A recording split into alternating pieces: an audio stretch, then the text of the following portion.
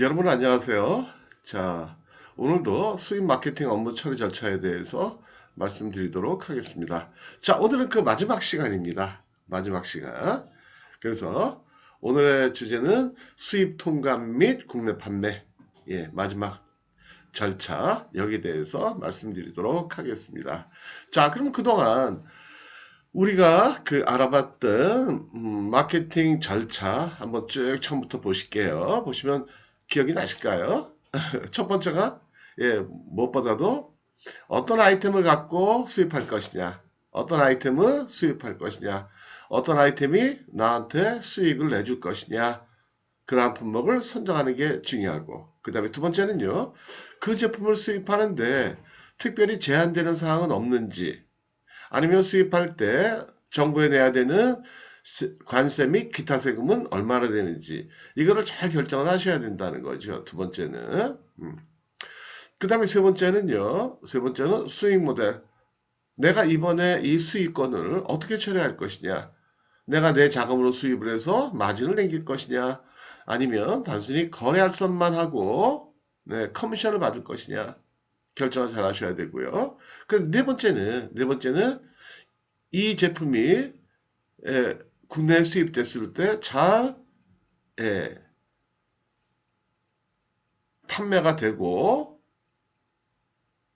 할 수 있느냐라는 그러한 시장 상황에 대한 국내 시장 조사를 해야 된다는 거죠.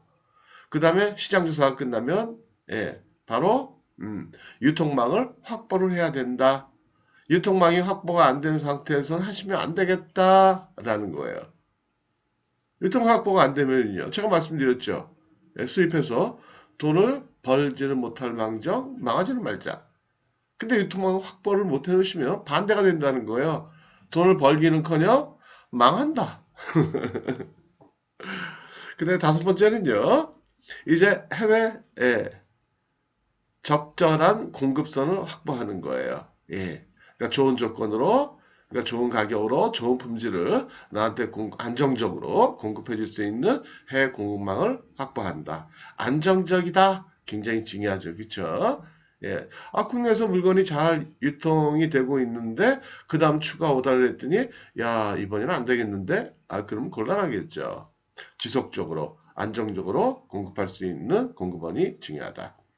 그다음 여섯 번째는 우리가 그 확인한 그 공급원 해외에 있는 공급업체한테 수입을 하겠다는 의사 표시를 해야 되죠. 그러한 메일을 보내야 되겠죠. 그걸 우리는 트레이드 인ኳ이리 그렇게 얘기한다고 그랬어요. 그렇죠? 그걸 보내고 그다음에 일곱 번째는 이제 무역 조건에 대한 그 협상을 한다라는 거죠. 협상할 때 여러분들이 반드시 협상의 본질을 이해하신 상태에서 윈윈 할 수 있는 방법을 찾으셔야 되겠다. 협상이라는 거는 비즈니스의 일상에서 상대방을 배려해가며 자신의 이익을 실현시켜가는 상생의 윈윈의 과정이다. 그렇게 얘기를 하잖아요. 그죠? 그래서 여덟 가지 기본 조건, 그 다음에 일반 조건에 관해서 협상을 하셔야 되겠다라는 거고요. 그 다음에 여덟 번째, 협상이 이제 잘 합의가 됐으면 그 다음에 무역 계약을 체결한다. 그 다음에 열 번째는 대금 결제를 하고 수입 대금을 결제하고 제품을 인도받는다. 아니면 제품을 먼저 인도받고 대금 결제를 해준다. 어느 게 먼저냐? 이거는 계약을 하실 때 선불 방식으로 했느냐, 후불로 했느냐에 따라 가지고 달라진다라는 거죠. 그렇죠? 그 다음에 제품을 인도받기 위해서는 운송 계약을 체결하고 운송을 해와야 되잖아요. 그랬을 때 우리가 거래 조건이 E 조건이나 F 조건이면 운송 계약을 수입상이 체결한다라는 거죠. 체결하고 체결하고 그쵸? 수입상이 여러분들이 체결해야 돼요. 근데 물건이 도착하면 운임도 지불을 하셔야 돼요. 그래서 도착해서 지불하니까 운임은 후불로 결제하는 게 되는 거죠. 여러분들이 물건 받고 내게 되니까. 그 다음에 C나 D 조건이라면 해외에 있는 공급업체가 선박을 예약하고 선박에 실어서 보내주고 그 다음에 대금도 본인이 지불하고 그러니까 해외에 있는 수출상이 지불하고 운임을 지불하고 그래 우리한테 보내주면 우리는 그거를 받으면 된다라는 거죠. 자, 오늘은 마지막 11번째 수입 통관, 12번째 물건 출고해서 국내 판매하시면 되겠다라는 거죠. 자, 수입 통관이란 건 뭐냐? 수입 통관이라는 건 간단한 거예요. 세관을 통과하는 절차예요. 그쵸? 그러니까 우리 사람으로 말하면 입국 절차. 그쵸? 입국할 때도 입국 신고서 내고, 그 다음에 진검사하고, 그 다음에 물건 가져 나오면 되잖아요. 근데 물건 해외에서 산 게 일정 금액이 넘는다 그러면 그 세금 내야 되는 거고, 마찬가지다라는 거죠. 그래서 모든 제품은 국내로 수입할 때는 통관을 하고 세금을 내는 건 이건 기본이다. 물론 예외가 있을 수는 있어요. 근데 다 그렇다. 그렇게 보시면 돼요. 통관이란 건 반드시 해야 된다. 통관이란 게 뭐냐? 수입 신고하고 세금 내는 거. 기본적으로는 그 두 가지를 얘기한다. 수입 신고하고 그 다음에 관세법에 따라 가지고 관세법을 정한 그러한 여러 가지 요건들을 갖췄느냐 이런 것들을 확인받고 그 다음에 세금 내고 국내로 반입하는 일련의 절차다라는 거예요. 이해가 되시겠죠? 그래서 수입하려는 물품을 국내의 일정 지점에 아이고 벌써 땡큐가 나와버리면 안 되는데 잠깐만요. 수입하려는 물품을 국내의 일정 지점에 장치한 후 이건 자동으로 이루어지는 거예요. 대개는 이제 보세 창고에 물건을 갖다 집어넣고 세관에 세관에서 심사를 거치고 그 다음에 수입관세를 납부하고 그러니까 심사 거치기 전에 수입 신고를 해야 되겠죠. 수입 신고를 관세청 유니패스에다 해놓고 아니면 관세한테 부탁해가지고 수입 신고를 하고 그 다음에 세금 내고 물론 뭐 검역이나 검사나 이런 것들이 필요하다 그러면 그거 받은 다음에 수입 신고를 하게 되겠죠. 근데 이러한 모든 절차는 관세한테 부탁을 하면 관세가 아주 그냥 일사천리로 해결해 준다. 어려운 게 아니다라는 거죠. 그런데 이런 건 있어요. 아니 통화하다가 혹시 걸리면 어떡하지? 이런 생각이 들면 안 되는 거예요. 그렇죠? 왜요? 우리는 이미 아이템이 결정되고 나면 125번 관세청으로 전화를 해가지고 수입 요건 확인하고 내가 수입할 수 있는 요건이 되는지 그 다음에 추천이나 검사나 이런 걸 다 통과할 수 있는지 미리 다 확인해야 되는 거예요. 물건 들어온 다음에 통과할 때 씨 걸리면 어떡하지? 잘못 이런 생각이 들면 안 되는 그럼 미리 준비를 안 한 거예요. 이해가 되시겠죠? 그렇죠? 그 다음에 통관 방법 수입 신고 및 관세 납부다. 이 두 가지예요. 통관이다 그러면 수입 신고하고 관세 납부하고 또 하나 있다면 필요하다면 검사나 검역을 거치고 아니면 서류 심사를 받고 뭐 그런 것들이잖아요. 그죠? 간단해요. 누가 해준다고요? 관세사. 근데 관세한테 뭐 다른 부탁 안 하고 포도한테 운송인한테 얘기를 하면 알아가지고 관세한테 연락해서 알아가지고 서로 상호 협의하에 상호 협조하에 처리해 준다라는 거예요. 그래서 수입 통관 절차 중 가장 중요한 단계인 통관 관세 납부는 수입 신고죠. 통관이 아니고 수입 신고 관세 납부는 수입상 본인이 직접 할 수도 있어요. 세금도 본인이 계산해서 내면 돼요. 근데 계산하기 쉽지가 않지. 그러니까는 관세를 통하는 것이 일반적이다라는 거예요. 그 다음에 그래서 관세한테 선적서류만 보내주면 돼요. 이메일로 보내주거나 팩스로 보내주거나 그러면 관세가 전적으로 처리해 주는데 실무적으로는 수입신고는 관세사에게 국내 운송은 운송업자에게 별도로 하기보다는 하지 말고요.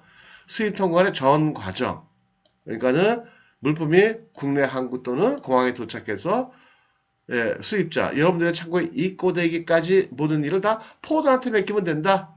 그럼 포도가 운송, 검역, 검사, 통관 이걸 다 해준다라는 거예요.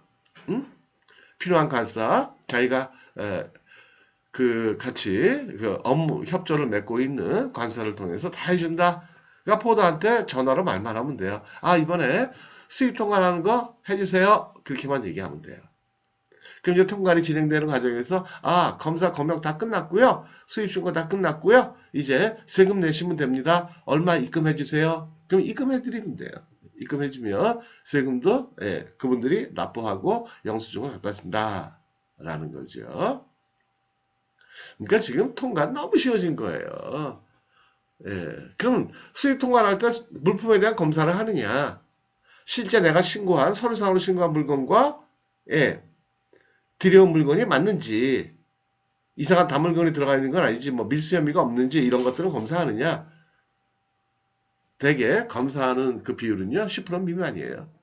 근데 만약에 이런 경우는 있어요. 여러분들이 처음 수입하는 물건이다. 그러면 수입품에 대한 검사가 걸릴 확률이 많다. 근데 뭐 걸려도 뭐 별로 신경 안 쓰셔도 돼요. 간단하게 끝나니까. 박스 개봉해가지고 샘플 몇 개 갖다 놓고 보는 거니까. 음, 걱정 안 하셔도 되고요. 그 전체 통과하는데 얼마나 걸리느냐? 뭐 품목에 따라 좀 다르겠지만은 대개 한 이틀이면은 물건 받을 수 있어요. 이틀이면은. 그래서 그거는 포드한테 물어보시면 돼요. 얼마나 걸릴 것 같습니까? 그럼 얘기해줘. 아, 내일이면 나와요. 아니면 한 이틀 걸릴 것 같은데요. 검역하고 그러면 한 3일 걸릴 것 같은데요. 얘기해 준다는 거죠. 그러니까 그것도 미리미리 알아보세요. 물건 도착한 다음에 알아보지 마시고. 이해가 되시죠? 그 다음에 이제 마지막 단계, 국내 판매하면 되는 거죠. 근데 국내 판매하려면 미리 여러분들이 유통망을 미리 확보해 놓으셔야 된다고 그랬어요. 그죠? 물건 들여오는 다음에 아씨 어디다 갖다 팔지? 이러면 벌기는커녕 돈을 벌기는커녕 그 망하는 지름길이라고 그랬어요. 그죠? 예. 물건이 아무 대책 없이 들어온 거 알면요. 국내에 있는 유통업체들, 예, 물건 괜찮아도 잘 안 사는 것처럼 한번 튕긴다고요. 그죠? 에이, 어차피 물건 들어온 건데 뭐 지가 왔다 갔다 팔 때 있어? 뭐 이렇게 해가지고 가격을 엄청 예, 싸게 달라고 그러든지 그러니까 미리미리 유통망을 확보하시는 게 중요하다. 그래서 수입하기 전에 미리 확보해둔 유통계획에 따라 유통망에 따라서 제품을 판매한 후 안전하게 대금매수를 한다. 아이 중요해요. 국내 거래에서 물건은 분명히 납품을 했는데 돈을 못 받아. 그래서 장부상이 플러스인데 망하는 경우가 있다. 아까 지나서. 아까지 일본 말이죠. 적자. 빨간색 글자. 적자는 거 빨간색 펜으로 옛날에 썼대요. 그래서 아까지 그러면 적자. 아까지 나면 안 되겠죠. 그죠? 망하면 안 되겠죠. 자, 이렇게 해서 끝났다라는 거예요. 그래서 이렇게 해가지고 수입 마케팅 업무 절차에 대해서 한 2주 동안에 걸쳐서 말씀드렸는데요. 어떻게 이제 자신이 생기세요? 이제는 할 수는 있겠네. 뭐가 문제예요? 아이템이 문제예요. 그래서 아이템만 있으면 제가 말씀드린 절차에 따라 가지고 하시면 되겠다라는 거예요. 자, 그동안 한 2주 동안 마케팅 절차 시청하시라고 고생 많이 하셨고요. 또한 감사드리고요. 예. 그래서 좋은 물품 수입해가지고 부자 되시기 바랄게요. 자, 마치도록 하겠습니다. 감사합니다. 다음 주부터는 다른 주제를 가지고 말씀드리도록 할게요. 네, 마치겠습니다.